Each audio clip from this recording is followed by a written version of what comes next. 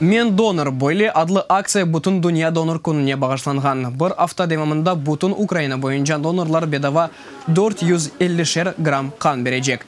Киевде қан мерkezінде Невбет Сабада 8-де тізілді.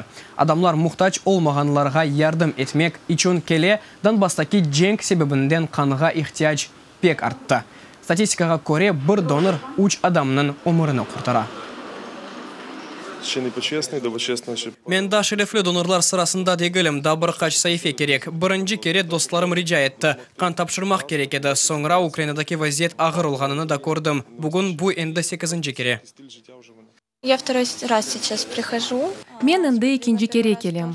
Мен авиация университетінде оқойым. Ойлы олды ке, біздің бір студентіміз қызыға оғыраған еді. Она пек чохан керек олды. О заман еркес қан тапшырған еді. Мұнда бөле мен де бірінші кере қан тапшырдым. Соңыра башқаларға ярдым етмек керек олғанын аңладым. Оның үшін девам етмеге қарар алдым.